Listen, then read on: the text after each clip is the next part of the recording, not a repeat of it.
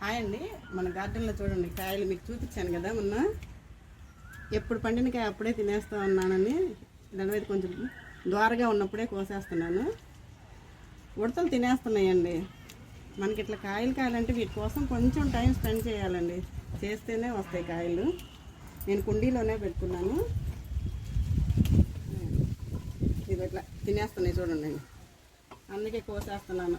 అన్నీ తినేస్తాయేమో అని. ఈ కాయ బాగా పండిందని.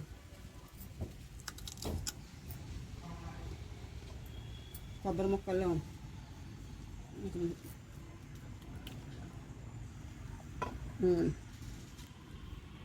6 కాయలు అయితే వచ్చినాయి. ఇంకో బీరకాయలు అయితే మళ్ళీ వస్తున్నాయి. పిందెలు పడినాయి అన్నీ.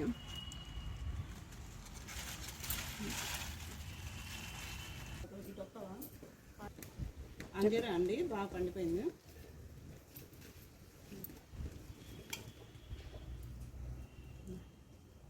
అంత బాగా పండిందో. ఇది కూడా పండిపోయింది. పాడైపోయింది.